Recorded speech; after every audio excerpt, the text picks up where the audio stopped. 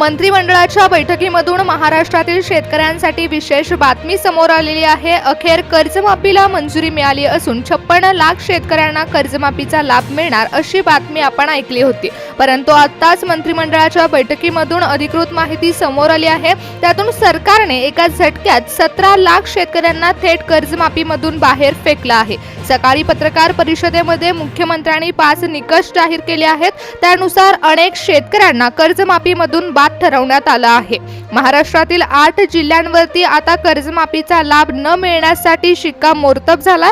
म्हणजेच हे 8 जिल्हे कर्जमाफीच्या योजनेमधून बाहेर पडले आहेत। मग कोणत्या 5 अटी लावण्यात आल्या, कोणते निकष आहेत आणि त्यानुसार तुमच्या बँकेमध्ये कर्जमाफीचे पैसे जमा होणार नाहीत। त्यामुळे शेतकरी बांधवांनो, तुमच्यासाठी अत्यंत महत्त्वाची बातमी आहे।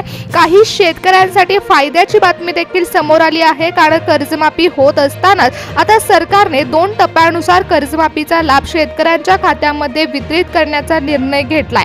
त्यामुळे आता जरी तुमचं नाव अपात्र यादीमध्ये आलं असलं तरी ते पात्र यादीमध्ये आणण्यासाठी देखील सरकारने विशेष सूचना दिली आहे।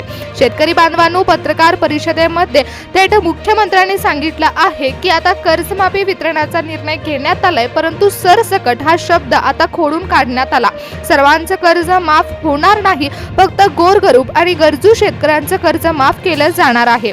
सरकारने यासाठी तातडीनं एक विशेष चौकशी समिती नेमली आहे आणि ही समिती तुमच्या खात्याची, तुमच्या जमिनीची आणि तुमच्या सिबिल स्कोअरची देखील चौकशी करत आहे। सर्वात धक्कादायक गोष्ट म्हणजे सरकारने आता 2 याद्या तयार केल्या आहेत। पहिली यादी असणार आहे त्यामध्ये पात्र शेतकऱ्यांची नावं असतील आणि दुसरी यादी आहे त्यामध्ये थेट अपात्र शेतकरी असणार आहेत। व तुमचं नाव कोणत्या यादीमध्ये आलं आहे पुढील 2 मिनिटांमध्ये तुम्हाला हे कळेल। शेतकरी बांधवांनो, तुम्ही जर 2019 किंवा 2020 मध्ये कर्ज काढलं असेल आणि ते अजूनही थकलेलं असेल तर तुमच्यासाठी सरकारने एक वेगळीच बातमी दिली आहे, कारण नवीन निकषानुसार जुन्या कर्जात देखील सरकारने आता पहिल्या टप्प्यामध्ये निर्णय घेतला आहे। दुसऱ्या टप्प्यामध्ये देखील लाभ वितरित होत आहे। वर्ष 2021 पासून 2025 पर्यंत म्हणजेच मागील 5 वर्षाच्या कालखंडामध्ये ज्या शेतकऱ्यांनी केवळ शेती पिकांसाठी कर्ज काढलं होतं त्यांना पहिल्या टप्प्यामध्ये प्राधान्य मिळणार आहे। त्याचबरोबर ज्या शेतकऱ्यांनी या 5 वर्षामध्ये कर्ज काढलं होतं त्या शेतकऱ्यांनी देखील निकष जाणून घ्यावे लागतील। शेतकरी बांधवांनो, सर्वात आधी शेतकऱ्यांनी काढलेल्या कर्जाची तपासणी सरकार करत आहे।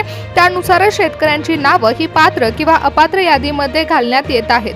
शेतकरी बांधवांनो, सरकारने कर्जमाफीचा निर्णय तर लागू केला, परंतु त्यासोबतच सरकारने एक मोठा निर्णय घेतला आहे। त्यामध्ये नियमित कर्ज भरणाऱ्या शेतकऱ्यांसाठी तब्बल 50,000 रुपयाचं प्रोत्साहनपर अनुदान मिळणार आहे।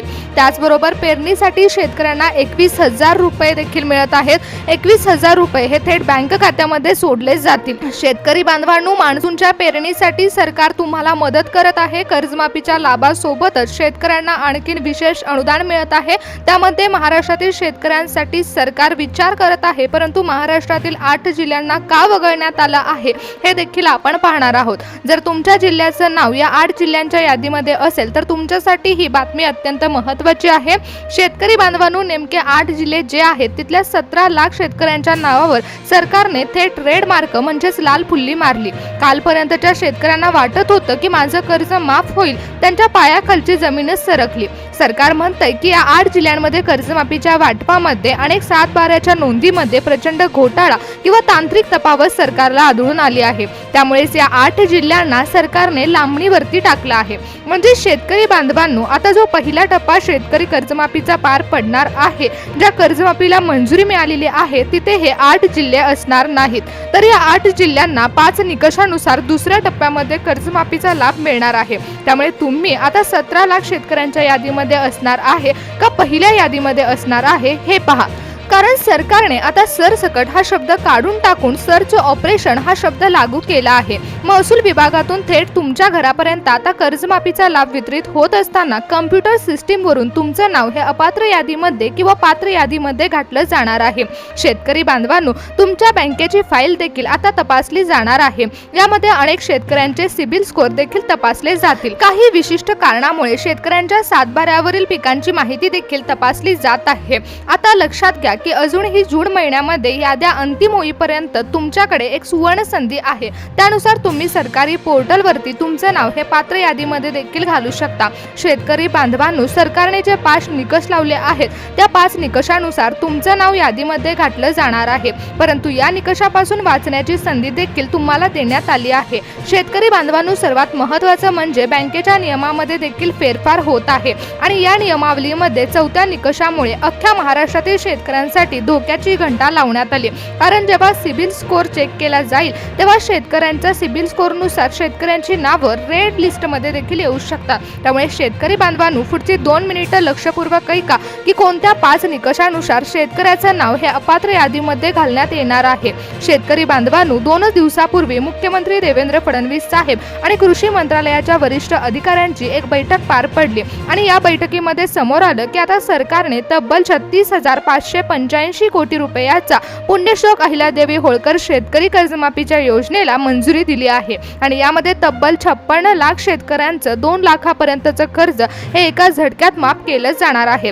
परंतु शेतकरी बांधवांनो, यामध्ये मुख्यमंत्र्यांनी कृषी खात्याला अटींची यादी पाठवली आहे आणि यामध्ये जर तुमचं कर्ज 2 लाखापेक्षा जास्त असेल तर यामध्ये शेतकरी बांधवांसाठी सरकारने आणखी 50,000 रुपयाची मदत देणार असल्याची बातमी समोर येत आहे।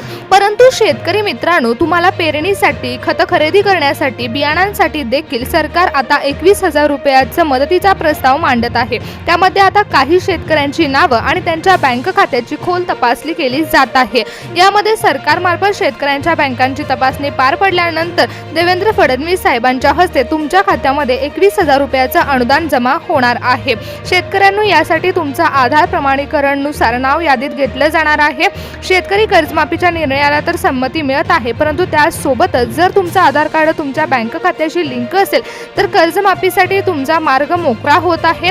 शेतकरी बांधवांनो, 21,000 रुपयाचं अनुदान देखील समोर येत आहे। त्यामुळे याचा 8 जिल्ह्यांना सरकारने जे लांबणीवरती टाकलेलं आहे त्या जिल्ह्यांची माहिती देखील आपण घेऊया। त्यासोबतच 5 निकष कोणते आहेत, त्या निकषानुसार कर्जमाफी कशी होणार आहे याची माहिती आपण घेणार आहोत। शेतकरी बांधवांनो, पहिल्याच निकषाने हजारो शेतकऱ्यांच्या कर्जमाफीचं स्वप्न हे थांबलं जाईल। जर कर्ज घेणाऱ्या शेतकऱ्यांच्या कुटुंबातील कोणताही सदस्य सरकारी किंवा निम सरकारी नोकरीमध्ये असेल तर त्यांचं नाव हे यादीमधून कट केलं जाणार आहे। जर तुम्ही तुमच्या कुटुंबातील कोणत्याही व्यक्तीने 3 वर्षामध्ये आयकर भरला असेल तर तुमचं नाव कर्जमाफीमधून बाहेर येईल। त्यानंतर दुसरा जो निकष असणार आहे तो जमिनीच्या मर्यादेवरती आहे, तुम्ही काढलेल्या कर्जाच्या प्रकारावरती देखील आहे। सरकारने स्पष्ट केले की कर्जमाफी फक्त आणि फक्त पीक कर्जदारांसाठी आहे। जर तुम्ही विहीर खोदण्यासाठी, तसेच ट्रॅक्टर खरेदी करण्यासाठी किंवा ठिबक सिंचनासाठी कर्ज घेतलं असेल तर तुम्हाला कर्जमाफीच्या लाभापासून वंचित राहावं लागू शकतं। तिसरा निकष असा आहे की सरकारने जो फिल्टर लावला आहे त्यामध्ये जर शेतकरी कर्जदार असेल आणि घरातील व्यक्ती ही सहकारी बँकेचा संचालक असेल किंवा साखर कारखान्याचा संचालक असेल तर त्यांच्या कर्जमाफीच्या लाभामध्ये अडचणी निर्माण होऊ शकतात। त्याचबरोबर निकष असा आहे की 25,000हून अधिक मासिक उत्पन्न ज्यांचं आहे आणि डिजिटल इंडियाच्या काळात सरकार तुमच्या बँक खात्यावर नजर ठेवून असतो। त्यामुळे जर तुमचं उत्पन्न हे 25 ते 30 हजारापेक्षा जास्त असेल तर कम्प्युटर सिस्टीमवरून तुमचा अर्ज हा रद्द केला जाऊ शकतो। जो 5वा निकष आहे तो डिजिटल कूट आहे, म्हणजे देवेंद्र फडणवीस साहेब आणि कृषी मंत्र्यांच्या बैठकीत यावर शिक्कामोर्तब झाला।